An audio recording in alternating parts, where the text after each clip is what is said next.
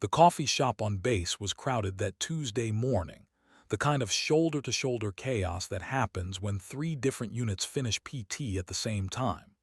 Commander Alexis Cade stood in line wearing her service khakis, uniform pressed but not parade ground perfect, hair regulation neat, eyes tired from the stack of operational reports she'd been reviewing since 400. She didn't look like much in that moment-average height, lean build, the kind of officer who blended into crowds rather than commanded them. The Marine corporal behind her was impatient, his dress blues suggesting he'd just come from some ceremonial detail, his posture radiating the particular arrogance of someone who'd never been shot at. When Alexis didn't move forward fast enough after the person ahead of her stepped aside, he gave her a shove between the shoulder blades. Not hard but dismissive, entitled. "Move it, ma'am," he said, the honorific dripping with condescension. "Some of us have actual jobs to get to." Alexis turned slowly, her expression neutral, and the corporal caught sight of her rank insignia, the three stripes and single star of a commander. His face went pale, but not pale enough. "Do you know who I am?" she asked quietly, and the question hung in the suddenly silent coffee shop like a blade. The corporal stammered something about not seeing her rank, about having a bad morning, but Alexis just studied him with those exhausted eyes that had seen things in Kandahar and Helmand that would give him nightmares. She didn't raise her voice. She didn't need to. "You're dismissed," she said, and the corporal fled. What the Marine corporal didn't know, what almost nobody on that base knew, was that Commander Alexis Cade wasn't just any officer. She wasn't some desk jockey or staff weenie padding out a 20-year career. She was the Deputy Commander of Naval Special Warfare Group 1, the administrative and operational headquarters responsible for every SEAL team on the West Coast. She'd earned her wings as a helicopter pilot flying MH-60S Seahawks in combat zones, where Taliban fighters had learned to identify American rotors by sound alone. She'd inserted and extracted more special operations teams than most SEALs would ever meet. She'd been shot down twice, Purple Heart on her dress whites, and she'd walked out of both crashes carrying wounded door gunners on her shoulders. Her call sign was Reaper, earned not for death, but for the way she'd hover in hot zones long after any sane pilot would have pulled out, bringing her people home no matter what hell was waiting below. The coffee shop incident should have ended there, a minor confrontation between ranks, forgotten by lunch. But the corporal's staff sergeant heard about it, and the staff sergeant's captain heard about it. And by that afternoon, there was a formal complaint on Commander Cade's desk alleging improper use of rank to intimidate junior enlisted personnel. It was bullshit, and everyone knew it was bullshit, but bullshit had a way of climbing the chain of command when someone's pride got wounded. The complaint went to her immediate superior, Captain Marcus Webb, a former SEAL who'd worked with Alexis on 6 deployments and trusted her with his life. He sat across from her in his office, the paperwork between them, and tried not to laugh. "You want me to bury this?" he asked. Alexis shook her head. "Let it run its course. I've got nothing to hide." What neither of them knew was that the complaint would trigger a formal investigation standard procedure when an O5 is accused of misconduct by enlisted personnel. And that investigation would put Alexis in front of a board of inquiry. And that board would include a Marine colonel named Richard Brennan, who'd spent 3 decades in the Corps without ever seeing combat, building a career on garrison discipline and zero-tolerance enforcement of the most literal interpretation of every regulation ever written. Brennan saw the complaint and saw an opportunity, a chance to demonstrate that even senior Navy officers weren't above accountability, to make an example that would ripple through the entire West Coast Special Operations community. He scheduled the inquiry for the following Monday, giving Alexis 5 days to prepare her defense. She didn't seem worried. She showed up to her office every morning at 400 like always, reviewed operational plans, coordinated with SEAL team commanders, managed the complex logistics of keeping America's premier special operations units ready to deploy anywhere in the world on 6 hours' notice. Her days were consumed with classified briefings, equipment requisitions, personnel evaluations, and the endless bureaucratic warfare that comes with commanding anything in the modern military. But on Friday afternoon, everything changed. The call came through on her secure line, the one that only rang when something had gone catastrophically wrong somewhere in the world. She answered it and heard the voice of Vice Admiral Thomas Hunt, commander of Naval Special Warfare Command, her boss's boss's boss. "Alexis," he said, and the informal use of her first name told her this wasn't a social call. "We've got a situation in the Panjshir Valley. SEAL Team 5 is compromised, surrounded, and the conventional air assets can't get to them. Weather's turning, visibility near zero, and the Taliban knows exactly where they are. We need someone who can fly that valley in these conditions." There was a pause, heavy with implication. "We need Reaper." Alexis felt her pulse quicken, that old familiar rush of adrenaline that came before every combat mission, the chemical reaction that separated pilots who freeze from pilots who fly. "When?" she asked. "Wheels up in 2 hours, Hunt said. "I'm sending you the briefing package now. Classified compartmented information, need to know only. You'll be flying an MH-60M out of Bagram with a crew from the 160th SOAR. They've been briefed on who you are and what you've done. They're honored to have you." Another pause. "I'm suspending the board of inquiry until you return. Brennan's pissed, but he can wait. This can't." Alexis was already standing, already mentally running through her pre-flight checklist, already calculating fuel loads and ammunition weights and emergency extraction routes. "I'll need access to current weather patterns and enemy disposition in the valley," she said, "and I want to talk to the team commander before I launch." "It's all in the package," Hunt confirmed. "And Alexis, bring them home, that's all that matters." The line went dead. She secured her office, locked away the classified materials she'd been reviewing, and walked out into the California sunshine that seemed impossibly bright and normal given what she was about to do. The drive to North Island Naval Air Station took 40 minutes, enough time for the briefing package to download onto her tablet, enough time to read about the 12 SEALs currently pinned down in a narrow gorge with Taliban fighters on 3 sides and a mountain at their backs.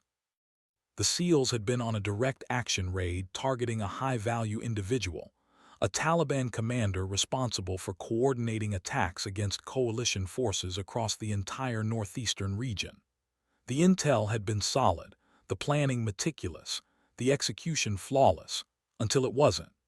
They'd hit the compound at 300, captured their target, and were moving to the extraction point when the weather rolled in faster than forecasted. The helicopters that were supposed to pull them out couldn't navigate the valley in near-zero visibility.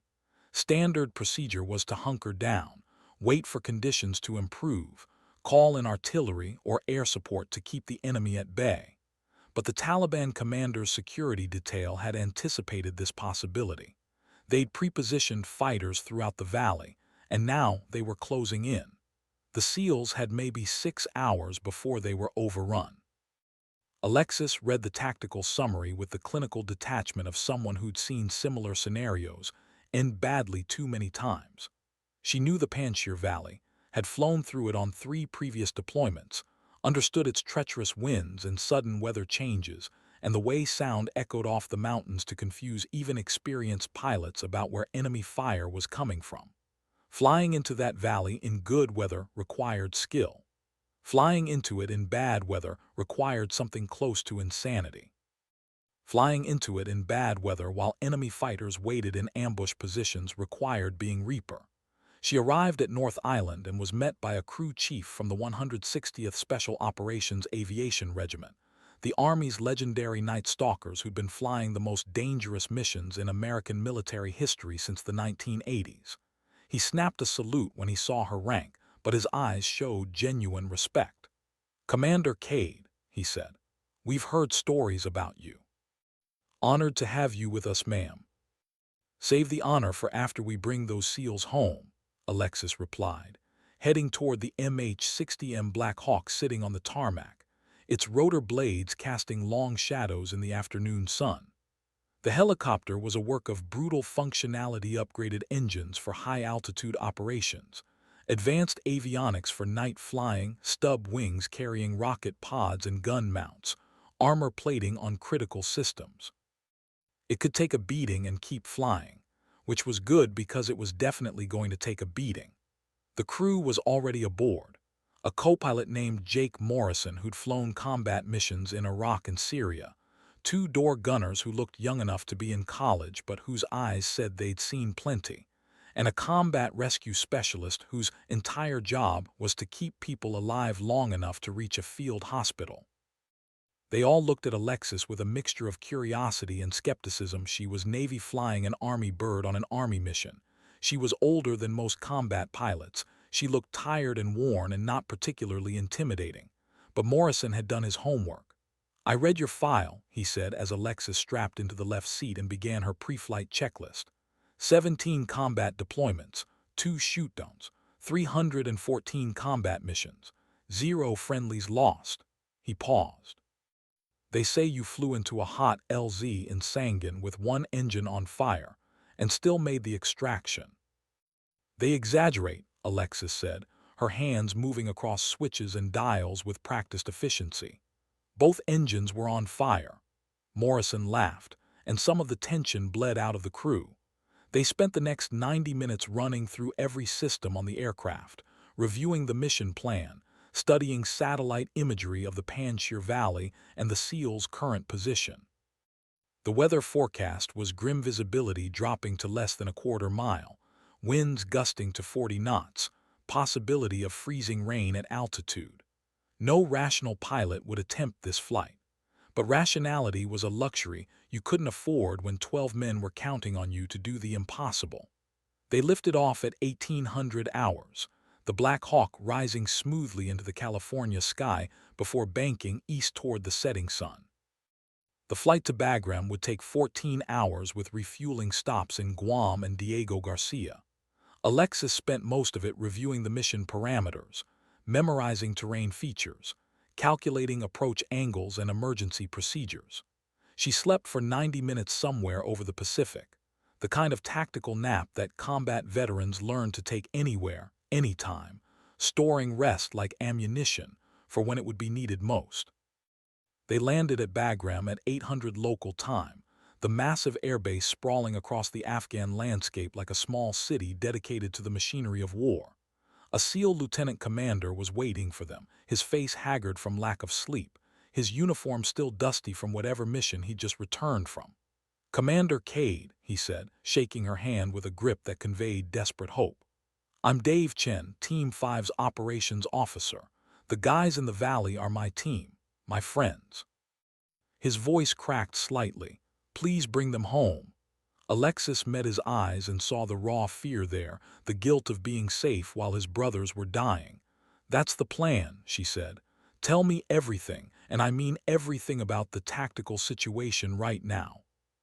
Chen walked her through it using a detailed topographical map spread across a folding table in one of the hangars. The SEALs were in a narrow gorge approximately 30 meters wide, with sheer cliff faces on both sides rising 200 meters. The Taliban had positions on the ridgelines with clear fields of fire into the gorge. The only approach was from the south, flying up the valley, but that meant exposing the helicopter to enemy fire for at least 90 seconds before reaching the extraction point. The weather made it worse. The clouds were down to 800 feet, visibility was maybe 400 meters, and the wind was funneling through the valley creating severe turbulence. "We've tried twice already," Chen admitted. "2 of our birds turned back. The pilots said it was suicide, and they're right, it probably is, but you're our last option. If you can't get them, we're looking at calling in fast movers to drop JDAMs on our own position, kill everyone including the SEALs rather than let them be captured." The weight of that settled over the hangar like a shroud. Death before dishonor wasn't just a motto in the special operations community. It was doctrine. Alexis studied the map, tracing the valley's contours with her finger, visualizing the approach in her mind. She could see the solution barely, a narrow window of possibility that required perfect timing and absolute precision, and a willingness to accept that she might not survive the next 2 hours. I'll need real-time comms with the team on the ground, she said, and I want someone who knows the valley to talk me through the terrain features as I'm flying. I can do that, Chen offered. Been in that valley a dozen times. Alexis shook her head. You're too emotionally invested. I need someone who can stay clinical. A voice spoke from behind them. I can do it. They turned to see a Marine captain standing in the hangar doorway, his flight suit identifying him as a Cobra gunship pilot. Name's Rick Vasquez. I've flown close air support in that valley maybe 50 times. Know every ridge, every draw, every spot where the wind gets weird. He stepped forward, his expression serious. I heard what you're trying to do. It's crazy. But if you're really going in there, you'll need someone who can read that terrain blindfolded. Alexis sized him up early 30s, confident but not cocky, the kind of combat veteran who'd seen enough death to respect it without fearing it. You're volunteering to fly Chase Bird. Negative, Vasquez said. Weather's too bad for 2 aircraft. I'm volunteering to ride along in your bird and be your eyes. I can sit between the pilots, call out terrain features, help with navigation. Might make the difference between success and a smoking crater. Morrison looked at Alexis, his expression asking the question he couldn't voice. Are we really doing this? Alexis nodded slowly. Gear up, Captain Vasquez. We launch in 30 minutes. The next 30 minutes moved like a blur of preparation. They loaded extra ammunition for the door gunners, topped off fuel tanks, triple-checked every system on the aircraft. Alexis changed into her flight suit, strapped on her survival vest, holstered her sidearm. She caught a glimpse of herself in a window reflection and barely recognized the face staring back colder than she remembered. Harder, the face of someone who'd spent too many years walking the edge between life and death. The Board of Inquiry and the coffee shop incident and Colonel Brennan's bureaucratic revenge all seemed impossibly distant, problems from another life that didn't matter anymore. Only this mattered, 12 SEALs waiting in a valley for someone crazy enough to come get them. They climbed aboard the Black Hawk, and Alexis ran through her pre-flight checklist one more time. Morrison was silent beside her, trusting her judgment even though every instinct was probably screaming at him to refuse this mission. Vasquez settled into the space between them, a detailed map in his hands, his eyes already focused on the task ahead. The door gunners checked their weapons, loading belt-fed ammunition into the M134 miniguns mounted on either side. The rescue specialist prepared his medical gear, anticipating casualties. Everyone understood what they were about to attempt. Everyone accepted the probability of failure, but they were going anyway because that's what you did when brothers were dying. Alexis keyed her radio, speaking directly to the SEAL team trapped in the valley. Rampart 6, this is Reaper 1-1. We are wheels up in 5 minutes. Hold your position. We're coming for you. How copy? The response came through crackling with static but clear enough to understand. Reaper 1-1, Rampart 6, copy all, we'll keep the lights on for you. And Reaper, whatever they're paying you, it's not enough. Alexis allowed herself a thin smile. No charge for this ride, Rampart. We take care of our own. Stand by. She pulled pitch, and the Black Hawk lifted off from Bagram, climbing into the gray Afghan sky that promised nothing but violence and chaos. They flew north toward the mountains, toward the Panjshir Valley, toward whatever waited in that narrow gorge where 12 men were making their final stand. Morrison handled most of the actual flying during the transit, letting Alexis conserve her energy for what was coming. She stared out at the landscape passing below the same harsh terrain that had broken armies for centuries, from Alexander's Macedonians to the Soviet motor rifle divisions to now. Afghanistan didn't care about technology or training or national pride. It just waited, patient and eternal, for everyone to learn the same lesson about hubris and mortality. The weather deteriorated as they approached the valley. Visibility dropped to less than half a mile, clouds pressing down like a lid, wind buffeting the helicopter hard enough that Morrison had to fight the controls constantly. "Still want to do this?" he asked. Alexis didn't answer. She just reached forward and took the controls, her hands settling onto the cyclic and collective with the comfortable familiarity of someone who'd been flying helicopters for 20 years. They entered the Panjshir Valley flying at 800 feet, the mountains looming on either side like teeth in a closing mouth. Vasquez began his running commentary, calling out landmarks that were barely visible through the weather. Ridge on your left, 15 degrees, watch for downdrafts. Village ahead at 11 o'clock, usually abandoned but might have spotters. Valley narrows in 1,000 meters, wind's going to get tricky.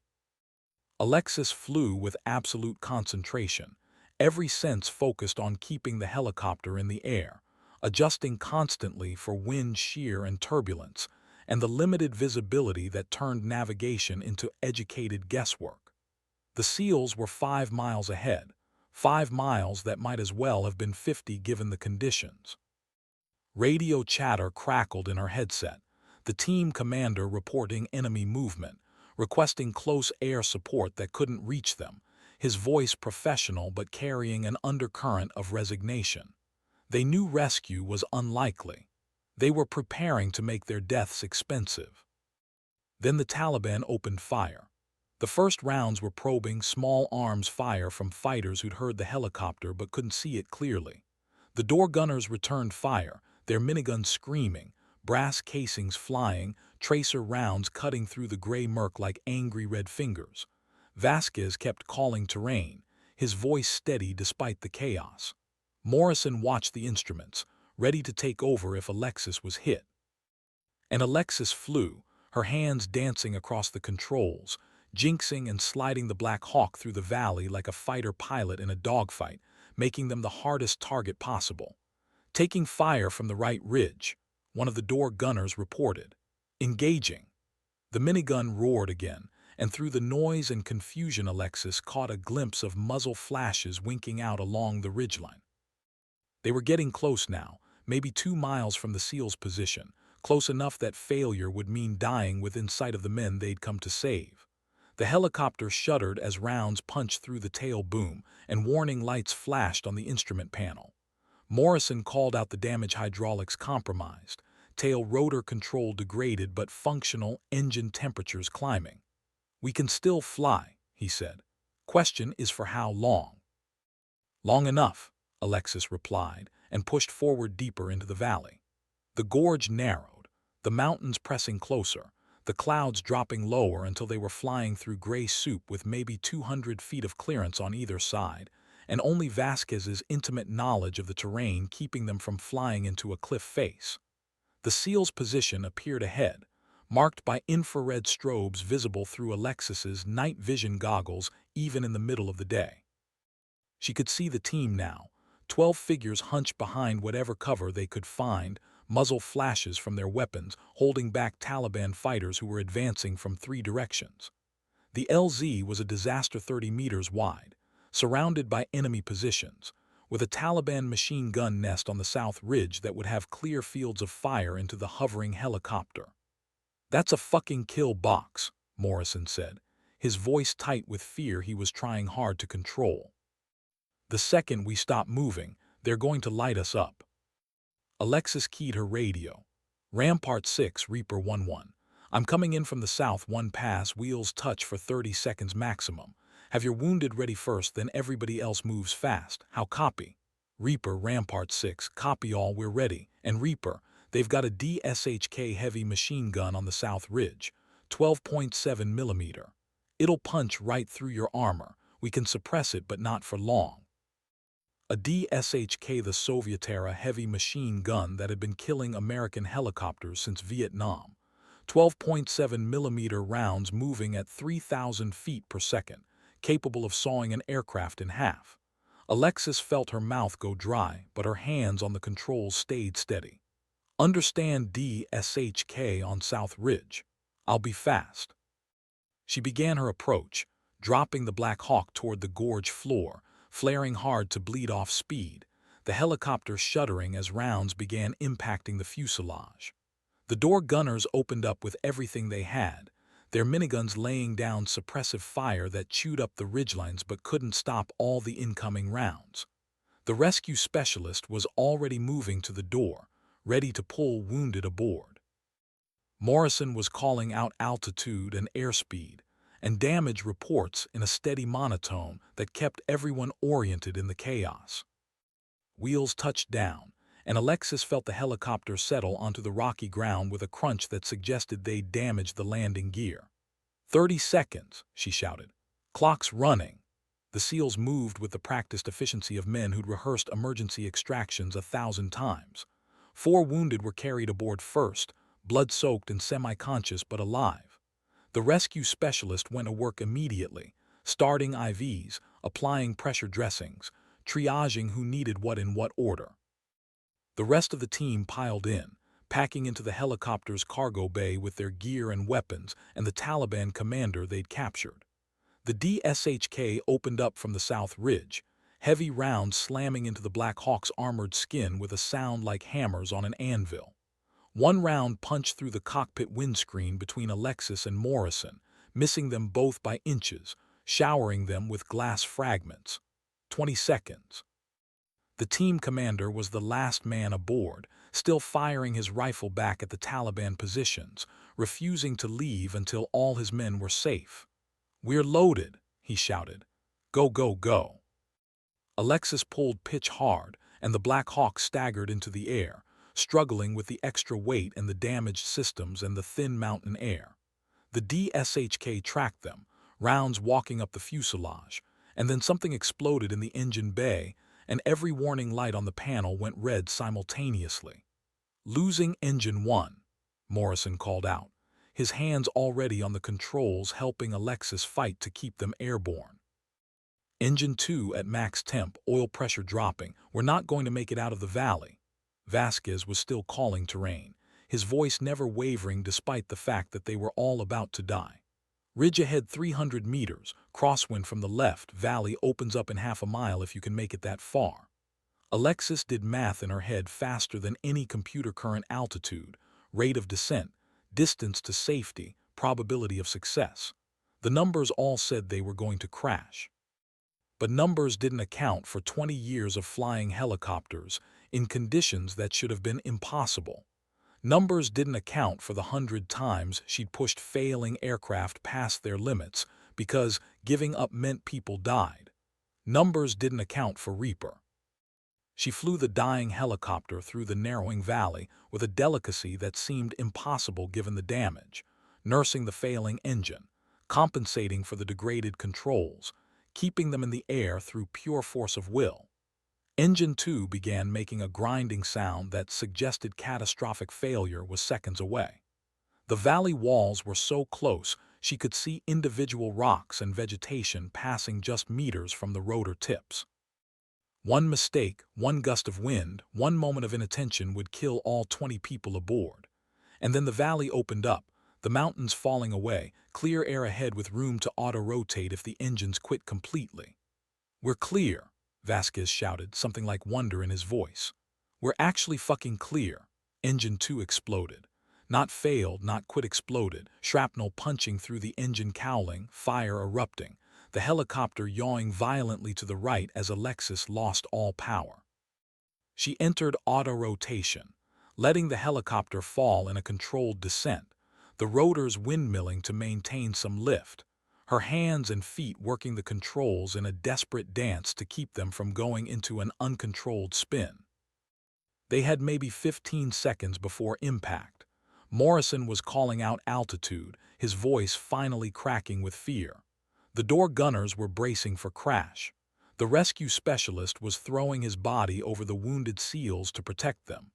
The team commander was praying, his lips moving silently, rifle still clutched in his hands. And Alexis was flying, every lesson learned in 2 decades of combat aviation distilled into this single moment. Everything she'd ever been trained to do focused on bringing this crippled aircraft down without killing everyone aboard. She spotted a flat area ahead, maybe 50 meters across, rocky but clear. She aimed for it, flaring hard at the last moment, bleeding off forward speed, the helicopter dropping like a stone but a controlled stone. The impact was brutal. The landing gear collapsed, the fuselage slammed into the ground, the main rotor blades sheared off and went spinning away, and the world became a chaos of noise and violence and the sickening crunch of metal compressing. Then silence. Smoke. The smell of burning fuel and hydraulic fluid and blood. Alexis sat in the pilot's seat, stunned, her hands still on the controls even though there was nothing left to control. Morrison was moving beside her, unbuckling, shouting at everyone to evacuate before the fuel ignited. Vasquez was already out, helping pull people from the wreckage. The SEALs were extracting their wounded, still combat effective despite the crash, setting up a defensive perimeter because the Taliban wouldn't stop coming just because they'd crashed. She unbuckled and tried to stand, but her left leg wouldn't support her weight. She looked down and saw blood, a lot of blood, though she couldn't feel any pain yet.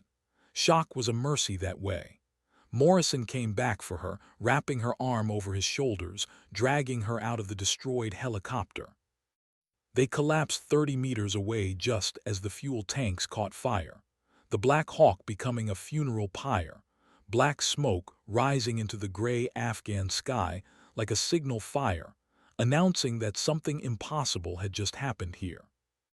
The SEAL team commander knelt beside her, and Alexis got her first clear look at him, early 40s, scarred face, eyes that had seen too much death to be surprised by anymore. His name tape read MITCHELL. Commander Cade, he said, and his voice carried an emotion she couldn't quite identify. You just did something I didn't think was possible. You saved my entire team. Alexis tried to respond, but the pain was starting to hit now, her leg on fire, her vision blurring. Just doing my job, she managed. Mitchell shook his head. No, ma'am, that wasn't a job, that was a miracle, and I'm going to make damn sure everyone knows what you did here. He turned to his team medic. Get the commander stabilized. She's priority one for the next bird. The next bird. Alexis almost laughed. They'd crashed 15 miles from Bagram in hostile territory with Taliban fighters closing in and limited ammunition and wounded personnel, and whether that was getting worse by the minute. There wasn't going to be a next bird. Not today. Probably not ever. But Mitchell was already on his radio, calling for extraction, his voice carrying an authority that suggested he'd been in impossible situations before and survived them all. And maybe 15 minutes later, Alexis heard the sound she'd thought she'd never hear again: helicopter rotors, multiple aircraft, the distinctive whop-whop-whop of Black Hawks flying in formation. 2 MH-60s appeared through the clouds, Night Stalker birds with door gunners ready and pilots who'd heard about the crazy Navy commander who'd just flown into hell itself to pull out a SEAL team. They landed in a storm of rotor wash and flying debris, and Mitchell's team loaded their wounded and their dead, because 2 SEALs hadn't survived the firefight in the gorge, and their captured Taliban commander, and finally Alexis herself, delirious now from pain and blood loss, but still conscious enough to see the respect in every face around her. The flight back to Bagram took 20 minutes. They rushed her into surgery where a team of doctors worked for 4 hours to repair the damage from shrapnel that had shredded her left leg during the crash. When she woke up, it was dark outside, and her leg was wrapped in enough bandages to make her look like a mummy. Captain Webb was sitting beside her bed, and his expression was unreadable.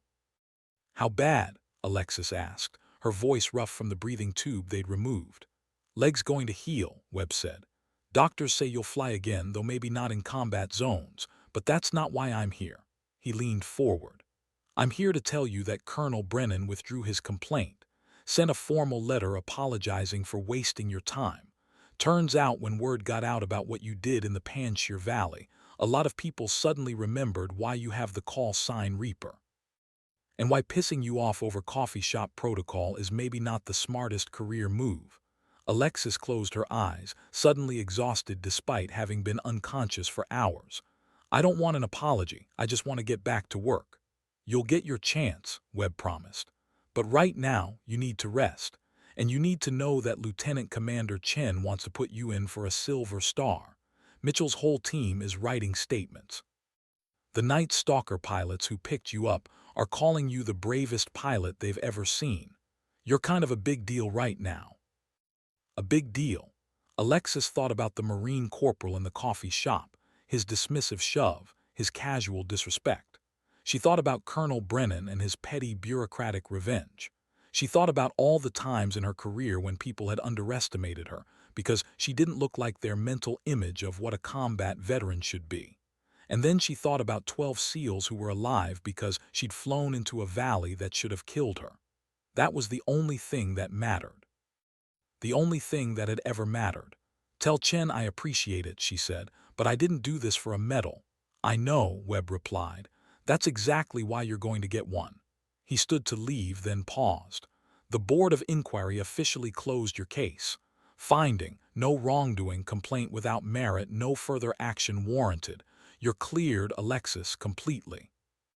After he left, Alexis lay in the hospital bed and stared at the ceiling, thinking about respect and reputation, and the strange way that heroism could erase bureaucratic nonsense. The Marine corporal would hear the story eventually. Everyone on base would hear it. And maybe next time he saw a female officer who didn't look particularly impressive, he'd remember Commander Cade and think twice before assuming that appearances meant anything at all. She spent 2 weeks recovering at Bagram before they medevaced her to Landstuhl Regional Medical Center in Germany for follow-up surgery. The leg was healing well, the doctors said, though she'd probably have a limp for the rest of her life. Small price for walking away from a crash that should have killed her. Mitchell visited before she left, bringing his entire team. They stood around her bed in their combat uniforms, these hard men who'd seen the worst of warfare, and they looked at her with something approaching reverence. "We took a vote," Mitchell said. "Unanimous decision. You're an honorary SEAL now. We're putting your name on the team room wall, and we're giving you this." He handed her a trident, the golden insignia that SEALs earned after completing the most brutal training program in the American military. "You didn't go through Bud S," Mitchell continued. "But you proved you have the heart of a SEAL. You came for us when no one else would. You brought us home when it was impossible. That's what brothers do for each other." Alexis took the trident, felt its weight in her hand, and for the first time since the coffee shop incident she felt tears threatening. Not from pain or fear or exhaustion, but from the simple recognition that she'd done something that mattered. That 12 men were alive because she'd refused to accept that impossible meant anything. "I don't deserve this," she said quietly. "Yes, you do," Mitchell replied. "And ma'am, that Marine who shoved you, I heard about that. I want you to know that if I ever meet him, I'm going to tell him exactly what you did. And then I'm going to suggest he spend the rest of his career apologizing." The team filed out after that, each one stopping to shake her hand or salute or just nod with respect. When they were gone, Alexis pinned the trident to her hospital gown and closed her eyes, letting herself finally rest. 3 weeks later she was back at North Island, walking with a cane, still on light duty but determined to return to full operations as soon as possible. The coffee shop on base had become something of a shrine. People left flowers there, and someone had put up a small plaque commemorating what the regulars were calling the incident that taught everyone why you don't mess with Reaper. Colonel Brennan requested a meeting. Alexis agreed, mostly out of curiosity, and they met in his office at Marine Corps Base Camp Pendleton.